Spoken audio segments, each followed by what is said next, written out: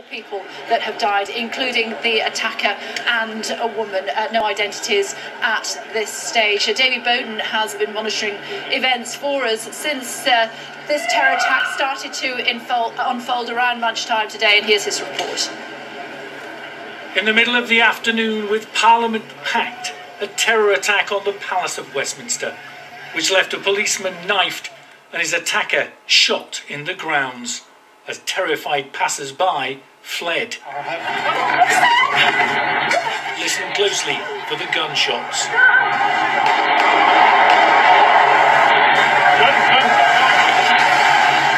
Around the corner on Westminster Bridge, carnage as people lay injured on the pavement after a car ploughed into them before smashing into the railings of Parliament itself. I was just walking across the bridge when suddenly a bus stopped right in front of me and everybody started screaming. And I saw a trainer in the road, and first of all... A trainer as in a shoe? A shoe, yeah. And I thought somebody must have been hit by a car.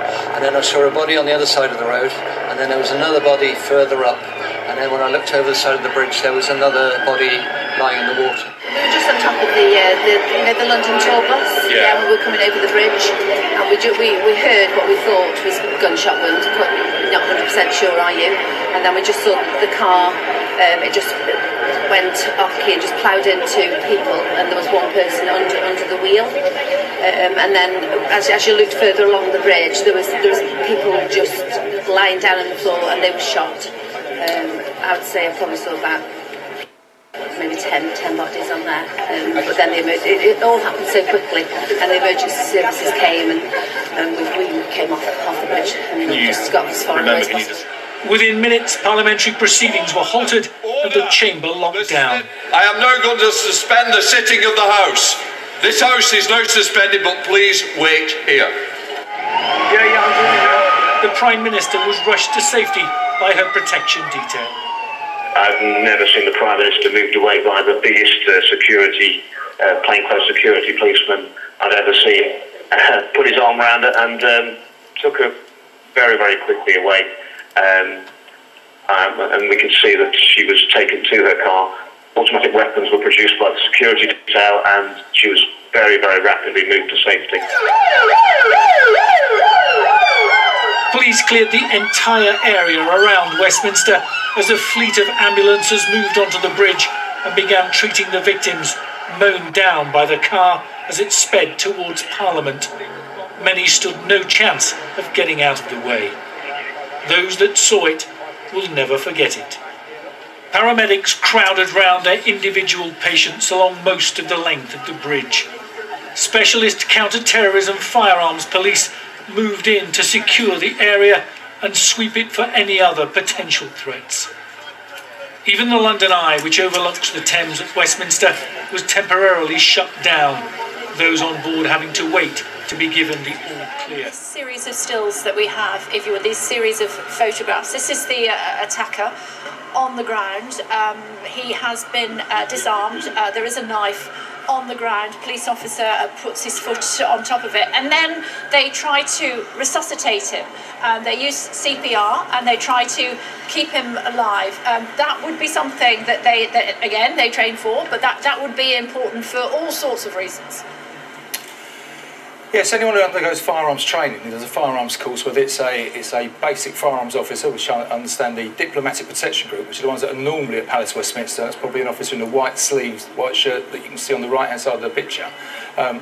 Every firearms trained officer will go through advanced emergency life support. So if they have to ever discharge their weapon, they are then capable. The next thing is, as I said, primary objects for any police officers, well, the first priority is to preserve life, even for suspects. So once they discharge their weapon, their next priority is then to try and preserve life, which sounds quite strange maybe to some people listening, but that is their first priority, is to then go into a life-saving operation. The officers you can see on the left in the blue shirts, these will be from the armed response vehicles who have deployed to this incident, and then making sure the suspect stays secure and contained, albeit they're undergoing treatment and they're on a gurney. And I think you can see on the picture the 2 items that look like they're circled in red are potentially 2 knives or 2 weapons.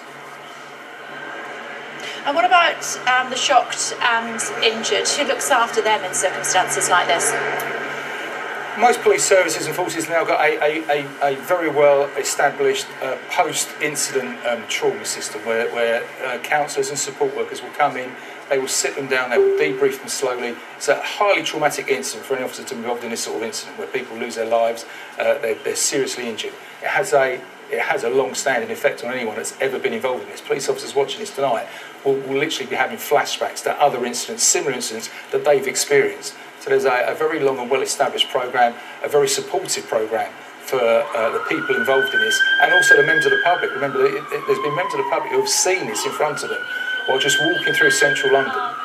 They will also need support and trauma counselling, because it's very traumatic to see this literally happen in front of you and people to lose their lives. Police officers are trained to a certain extent as professionals to work through this. Members of the public haven't had this training, so in some respects they need additional and increased support, and that's something that will happen over the next few days. There'll be specially trained police officers to support these people from the members of the public and also our own police officers. MP for Bournemouth as well. We can see him spattered with blood in this image, and he had been tending a wounded police officer. Not all of the officers who work here at the House of Commons are armed, of course, are they? No, the vast majority of the diplomatic possession group who are at Palace Westminster will be armed, and those on the perimeter gates are routinely armed because it is a secure location and it needs securing by armed officers. As you said, the Member of Parliament has actually come out to assist. Most of the members of Parliament, and I've been into the Palace on a number of occasions, they know all the officers, they know them on first name terms, they are friendly with them, they say good morning to them. So this is, for him, it will be extremely traumatic to see somebody he probably nods and waves at every morning as he comes into work, lying fatally wounded on the floor and requiring emergency life-saving treatment, which sadly wasn't successful.